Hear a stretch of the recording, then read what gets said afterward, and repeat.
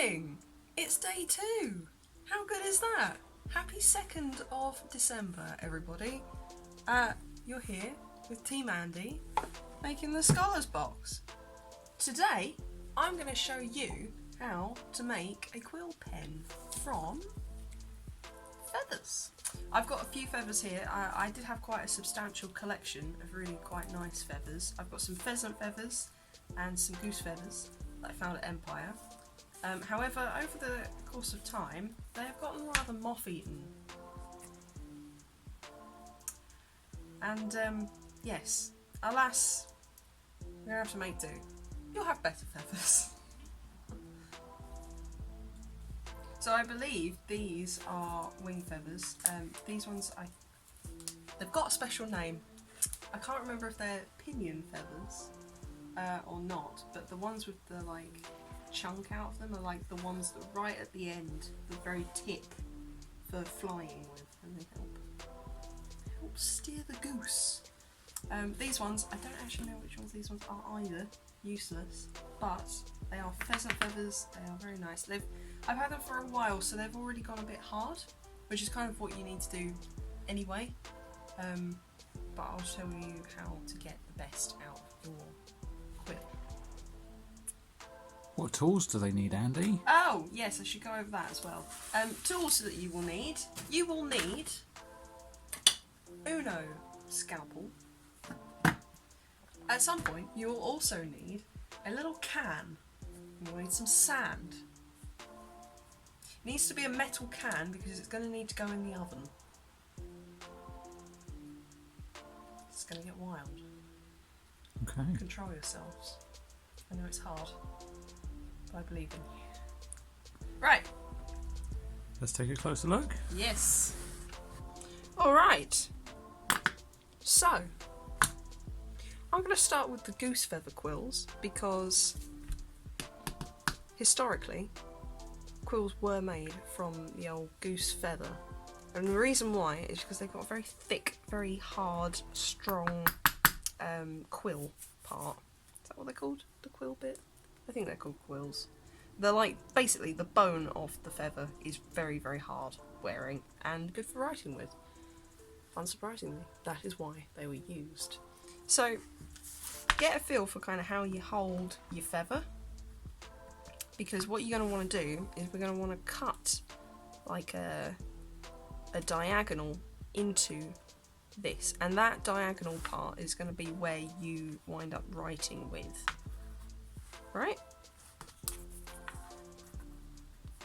So I'm going to do an attempt to make this one left-handed, I think. So I'm going to kind of want to cut it like this. Alright? You with me? Right. Get your scalpel. Be careful. It's sharp. Put a fresh blade on it. You don't want to be using a blunt blade for this. I tell you now, because you need to be precise with it.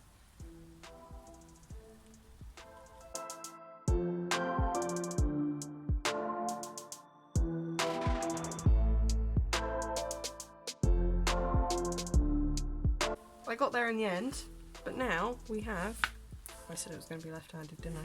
There we go. Now we have a proper, lovely writing tip. So, some people cut a little gap in between, but I've never found it to work very well, personally. It's supposed to help guide the ink to the tip of the quill. But like I say, I've never found it works very well for hand-carved quills. Obviously with a dip pen, very different story. You know, I don't have a single one that doesn't have a... I guess it's kind of like a fuller, but it's kind of not really. However, what you are going to need to do is you are going to need to pull out some of the chaff that's inside. So inside the feather, and part of the reason that these quills are so strong and why birds are so lightweight is like their bones. They've got like a structure inside the feather. There's like almost like scaffolds. You can kind of see that fluffy stuff. But basically what you can do is you can get a pair of tweezers and just pull it out. This one's not super ideal, but we'll do our best.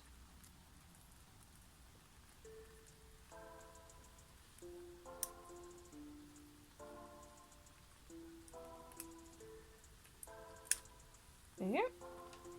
There won't be loads, there will be some. Next off, you want to sort of scrape off some of the coating that's on the feathers. They've got like it's similar to the stuff that's inside. You just want to scrape that back a little bit, make the outside nice and smooth. When the feathers are a bit more fresh, you can kind of peel it off, no problem. But because mine are a bit old and a little bit harder, scrape it.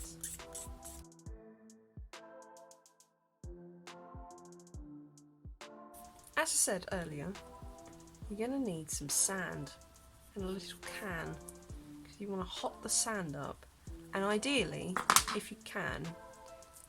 So, sorry, I'll start at the beginning with that line of inquiry. Quills, you want the tips to be hard, right? Makes them harder wearing. You can write for longer before you need to replace it or recarve the quill. And the way to do that is to either leave it in a drawer for a very, very long time. These ones probably don't need it because they are hard as balls. But you can do it artificially by heating up some sand and plunging the quill into the sand, into the hot sand. So you can get a little can, like a soup can or a dog food can or whatever, cat food can, if that's all you got.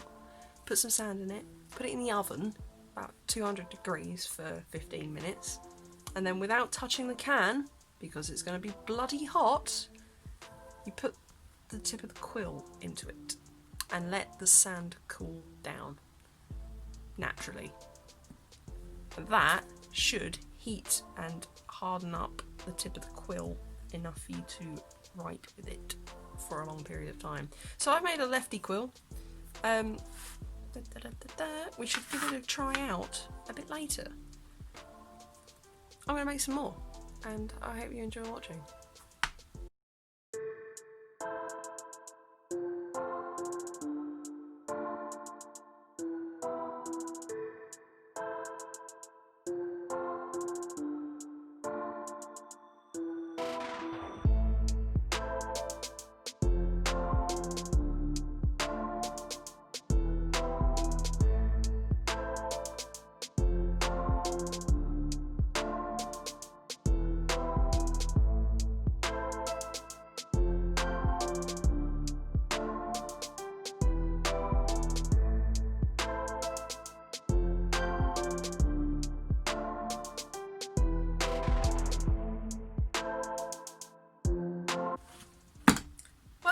This has been day 2. We've carved some quills. I'll put some feathers in the box so that you can carve your own. And I hope you've enjoyed day 2 of Advent. Happy 2nd of December again. Remember, #TeamAndy. You're going to get the best videos. I'm not saying it's a competition, but it's definitely a competition. The only real competition here is between you and me. Yeah. We all know that. I'm afraid so. I hope you've enjoyed the Scholar's Box for today, and yes. Oh, they don't fit. They do fit. It's fine. They fit, kind of.